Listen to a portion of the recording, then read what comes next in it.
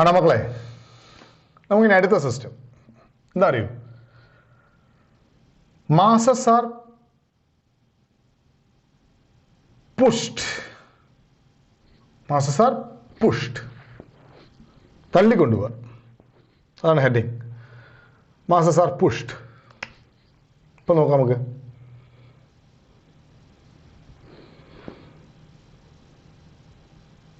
M1 ഒരു mass,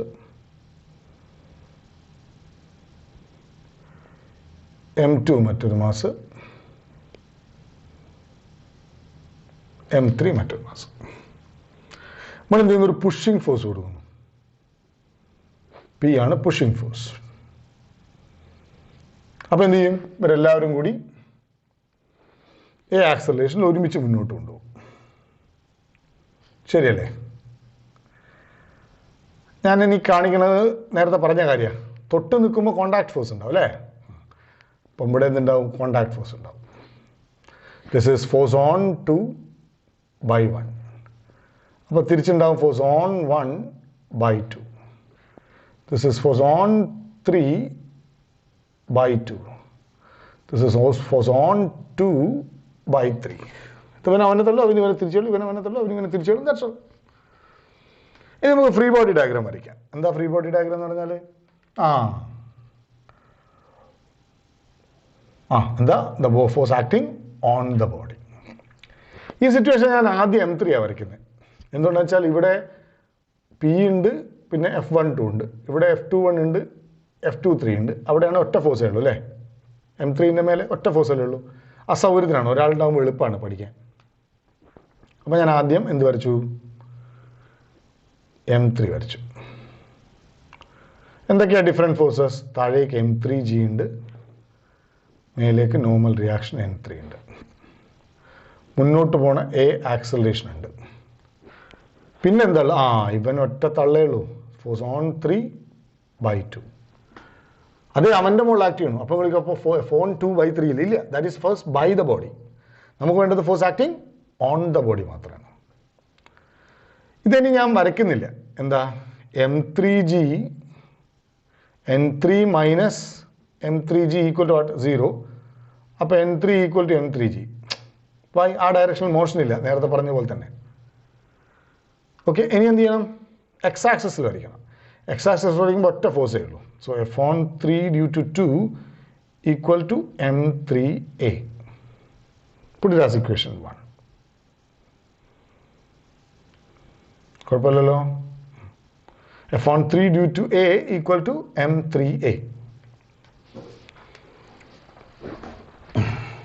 ഇനി നമ്മൾ നോക്കാം. അടുത്തത് M2 വരയ്ക്കാം. M2 വരയ്ക്കാം. അങ്ങനെ സായം വേണ്ടി വരുവേ.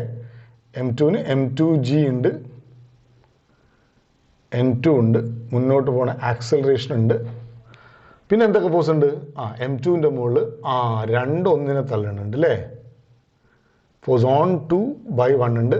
അതുപോലെ 3 തിരിച്ച് തള്ളുന്നുണ്ട്. ഫോഴ്സ് ഓൺ 2 by 3 ഉണ്ട്. അപ്പോൾ ഇവിടെ വീണ്ടും y ആക്സിസിൽ ഇക്വേഷൻ എഴുതുമ്പോൾ N2 minus N2G equal to 0. So N2 equal to M2G. ഒരു മാറ്റമില്ല, കാരണം ആ ഡയറക്ഷനിൽ മോഷൻ ഇല്ലാത്തതുകൊണ്ട് തന്നെ നോർമൽ റിയാക്ഷനും വെയിറ്റും സെയിം ആയിരിക്കും. പിന്നെ എക്സ് ആക്സിസിൽ എഴുതാം. എക്സ് ആക്സിസിൽ ആരാളുള്ളത്? അങ്ങോട്ടല്ലേ പോണേ, അപ്പോൾ അങ്ങോട്ടേക്കുള്ള ഫോഴ്സാണ് പോസിറ്റീവ്, ഇവൻ ഇങ്ങോട്ടേക്കാണ് നെഗറ്റീവാണ്. അപ്പോൾ എങ്ങനെ എഴുതും പറഞ്ഞേ? F21 മൈനസ് F23 എന്ന് വെച്ചാൽ എല്ലാ ഫോഴ്സുകളെയും കൂടെ ആഡ് ചെയ്യണം. Sum of the forces equal to mass into acceleration. Add ചെയ്യുമ്പോൾ ശ്രദ്ധിക്കണം, ഫോഴ്സ് വെക്ടറാണ്, അപ്പോൾ ഡയറക്ഷൻ ഇട്ടിട്ട് വേണം ആഡ് ചെയ്യാൻ. അപ്പോൾ ആക്സലറേഷനുള്ള ഭാഗത്തെ ഫോഴ്സിനെ പോസിറ്റീവായിട്ടും ആക്സലറേഷൻ ഉള്ളതിൻ്റെ ഓപ്പോസിറ്റ് ഡയറക്ഷനിലുള്ള ഫോഴ്സിനെ നെഗറ്റീവായിട്ടും എടുക്കുക. So F21 minus F23 equal to M2A എന്നായി. സോ അപ്പോൾ F21 equal to what? Ready? F21 equal to F21 equal to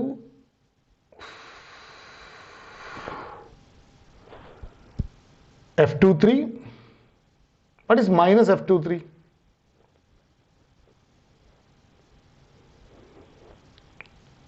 what is minus F23?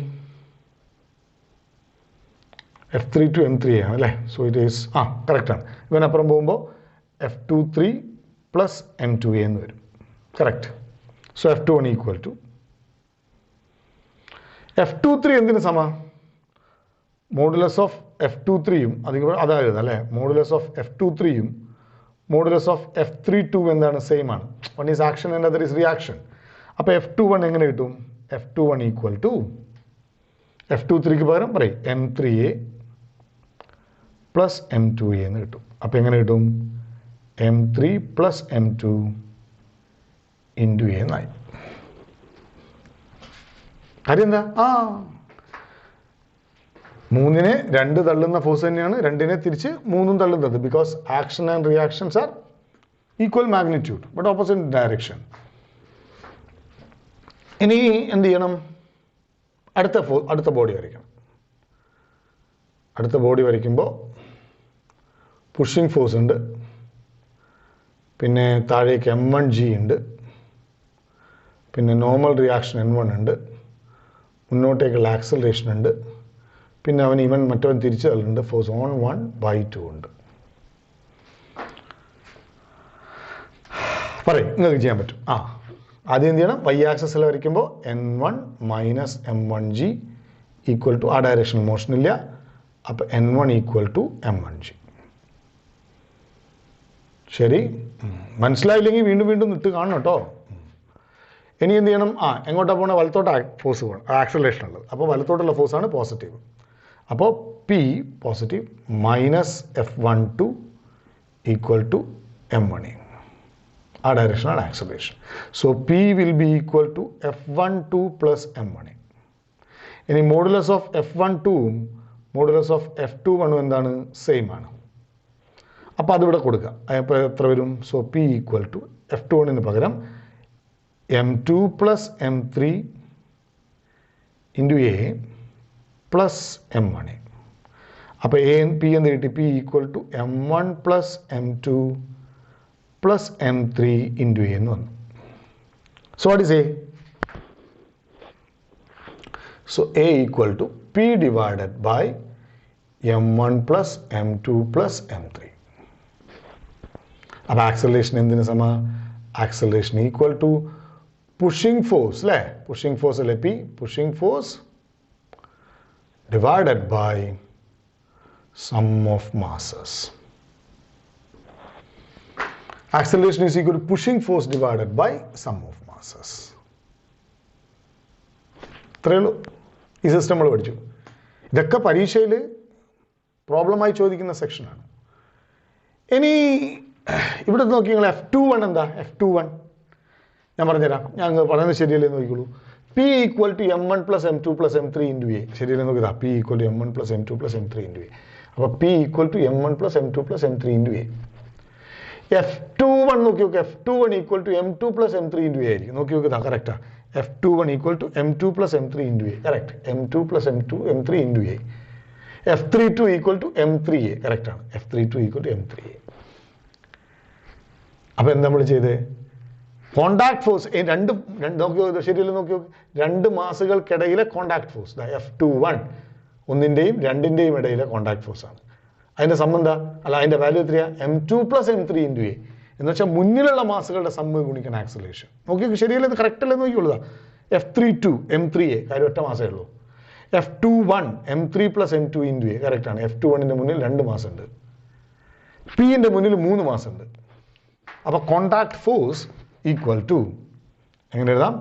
Contact force between 2 masses, 2 മാസുകൾക്കിടയിലെ contact force is equal to sum of the masses